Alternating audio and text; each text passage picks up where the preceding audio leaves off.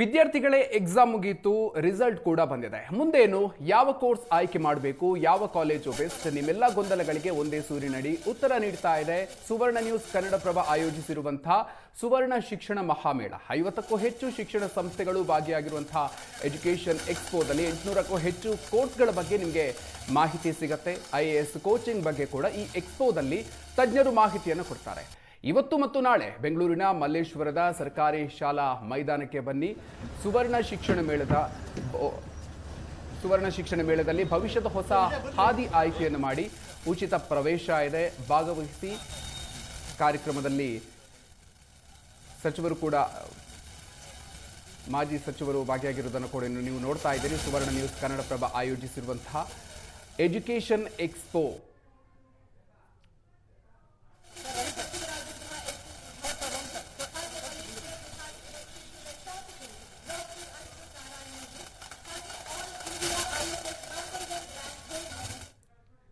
ಸುವರ್ಣ news ಹಾಗೂ Kannadaprabha ಆಯೋಜಿಸಿರುವಂತಹ education expo ಉದ್ಘಾಟನೆ ಆಗಿದೆ. 50ಕ್ಕೂ ಹೆಚ್ಚು ಶಿಕ್ಷಣ ಸಂಸ್ಥೆಗಳು ಈ ಒಂದು ಎಜುಕೇಷನ್ ಎಕ್ಸ್ಪೋದಲ್ಲಿ ಭಾಗಿಯಾಗಿದ್ದಾವೆ.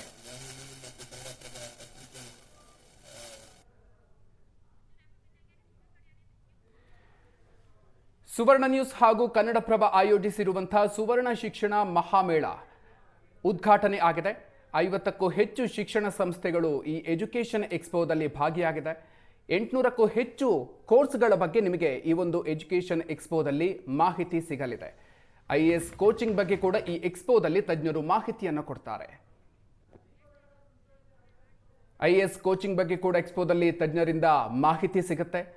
ಜೊತೆಗೆ 50ಕ್ಕೂ ಹೆಚ್ಚು ಶಿಕ್ಷಣ ಸಂಸ್ಥೆಗಳು ಭಾಗಿಯಾಗುತ್ತೆ ಈ ಎಜುಕೇಷನ್ ಎಕ್ಸ್ಪೋದಲ್ಲಿ. 800ಕ್ಕೂ ಹೆಚ್ಚು ಕೋರ್ಸ್ಗಳ ವಿಚಾರಕ್ಕೆ ಸಂಬಂಧಪಟ್ಟಂತೆ ಕೂಡ ಮಾಹಿತಿ ಸಿಗುತ್ತೆ. ಇವತ್ತು ಮತ್ತು ನಾಳೆ ಬೆಂಗಳೂರಿನ ಮಲ್ಲೇಶ್ವರದ ಸರ್ಕಾರಿ ಶಾಲಾ ಮೈದಾನಕ್ಕೆ ನೀವು ಬನ್ನಿ. ಸುವರ್ಣ ಶಿಕ್ಷಣ ಮೇಳದಲ್ಲಿ ಭವಿಷ್ಯದ ಹೊಸ ಹಾದಿಯನ್ನು ಆಯ್ಕೆ ಮಾಡಿ ಉಚಿತ ಪ್ರವೇಶ ಇದೆ. ತಪ್ಪದೇ ಭಾಗವಹಿಸಿ. ಇವತ್ತು ಮತ್ತು ನಾಳೆ ಬೆಂಗಳೂರಿನ ಮಲ್ಲೇಶ್ವರದ ಸರ್ಕಾರಿ ಶಾಲಾ ಮೈದಾನದಲ್ಲಿ ನಡೀತಾ ಇರುವಂತಹ ಈ ಸುವರ್ಣ ಶಿಕ್ಷಣ ಮೇಳ ಭವಿಷ್ಯದ ಹೊಸ ಹಾದಿಯನ್ನು ಆಯ್ಕೆ ಮಾಡೋದಕ್ಕೆ ಒಂದು ಉತ್ತಮ ಅವಕಾಶ. ಉಚಿತ ಪ್ರವೇಶ ಇದೆ. ಎಲ್ಲರೂ ಕೂಡ ತಪ್ಪದೇ ಭಾಗವಹಿಸಿ. ಇಂಜಿನಿಯರಿಂಗ್, ಮೆಡಿಕಲ್, ಕೃಷಿ ಸೇರಿದಂತೆ ವೃತ್ತಿಪರ ಕೋರ್ಸ್ಗಳ ವಿಚಾರವಾಗಿ ನುರಿತ ತಜ್ಞರು ನಿಮಗೆ ಇಲ್ಲಿ ಮಾರ್ಗದರ್ಶನವನ್ನು ಕೊಡ್ತಾರೆ. ಬೆಳಿಗ್ಗೆ 10 ಗಂಟೆಯಿಂದ ಸಂಜೆ 6 ಗಂಟೆಯವರೆಗೆ ಈ ಎಜುಕೇಷನ್ ಎಕ್ಸ್ಪೋ ನಡೀತಾ ಇದೆ. ಇವತ್ತು ಮತ್ತು ನಾಳೆ ಮಾಜಿ ಉನ್ನತ ಶಿಕ್ಷಣ ಸಚಿವ ಡಾಕ್ಟರ್ MC ಸುಧಾಕರ್ ಎಜುಕೇಷನ್ ಎಕ್ಸ್ಪೋಗೆ ಚಾಲನೆಯನ್ನು ನೀಡಿದರು. ಸುವರ್ಣ ನ್ಯೂಸ್ನ ಕನ್ನಡಪ್ರಭ ಸಮೂಹ ಸಂಪಾದಕ ರವಿ ಹೆಗಡೆ, ಮುಖ್ಯ ಅತಿಥಿಗಳಾದಂತಹ ಅಶ್ವಥ್ ನಾರಾಯಣ್, ನಟಿ ಬರಹಗಾರ್ತಿ ರಂಜನಿ ರಾಘವನ್ ಕಾರ್ಯಕ್ರಮದಲ್ಲಿ ಭಾಗವಹಿಸಿ ವಿದ್ಯಾರ್ಥಿಗಳಿಗೆ ಕಿವಿ ಮಾತನ್ನು ಹೇಳಿದ್ದಾರೆ. ಉದ್ಘಾಟನೆಯ ಸಂದರ್ಭದ ದೃಶ್ಯಗಳನ್ನು ಕೂಡ ನೀವು ನೋಡ್ತಾ ಇದ್ದೀರಿ.